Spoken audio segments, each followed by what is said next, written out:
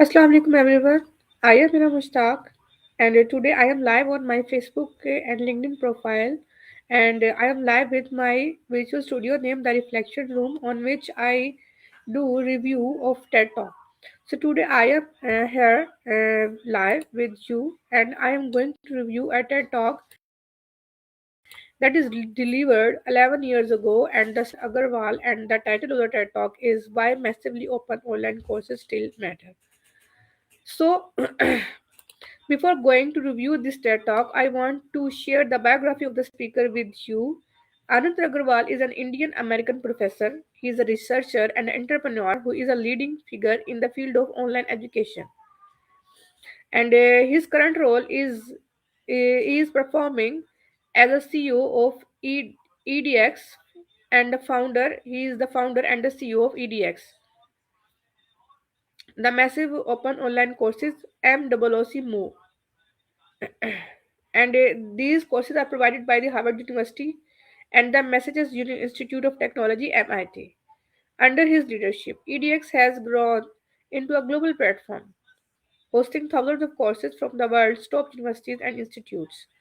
His academic background: he was a professor of electrical engineering and computer sciences at MIT for many years. His research has focused on areas like computer architecture and scalable software. His pioneer work is long before EDX, he led the development of MIT's first MOOC, massive online courses, and the course name is Circuits and Electronics in 2012. This course attracted over 15,000 students from around the world and laid the groundwork for the launch of the EDX platform. His recognition: he is the recipient of 2016 Howard W. McGraw Junior Prize in Education for his significant contribution to the education technology landscape. He is a passionate advocate for accessible, high quality education for all. After the biography of the speaker, I want to review the TED Talk which I saw of Anant Agarwal with the title Why Massively Open Online Courses Still Matter. So, it looked like that the speaker want to talk or say that these following points. He addresses the initial excitement and subsequent disappointment surrounding move around 2013, and his core argument is that their importance hasn't faded, it has simply evolved. He presents a balanced and optimistic view. The MOOC are not failed revolution. They remain a powerful tool for sharing high quality education globally. Secondly, he tell us about the evolution of role. So the greatest value is a powerful supplement, not a total replacement for the traditional classroom. Third, he said that he strongly advocate for blending learning. By blending learning, he means that teachers can use online material and platform together within class, with in-person sessions to create a richer and more effective learning experience for modern students. The key learning points which I took from this TED Talk are following. Number one, access is transformative. MOOCs democratize education. They break down geographical and financial barriers, allowing anyone with an internet connection to learn from top tier institutions. Second point is enhancing, not replacing. The future of education likely lies in blending the best of both worlds, the scale and flexibility of online content with the personal interaction and mentorship of a physical classroom. This is called the enhancing, not the replacing. Thirdly, which I took the key point which I took from the TED Talk is a tool for teachers. Moose, MOOC Moose, massive online courses and online platforms are presented as a tool to empower the educators, the teachers. And the teachers can use these resources to flip their classrooms, provide supplementary materials, and personalized learning paths.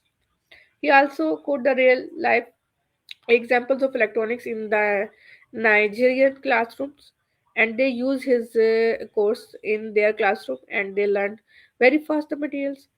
Fourth point which he relate or he explained in the TED talk is the realistic expectations. He encouraged a mature view of education technology. It's a gradual enhancement of a proven system, not an overnight overall. He also included the example of his daughter, which is using the technology, and she developed her own language that is called and silence. In the conclusion, I must say that the speaker want to convey message is that uh, his main message is the pragmatic optimism. He acknowledged that the early hype cycle, but convincingly argue that massive online courses have found their vital enduring role. They matter because they provide unprecedented access and serve as a key ingredient in creating a more flexible, blended, and student centered model of education for the 21st century. So I hope this summary or this review will helpful for you for learning.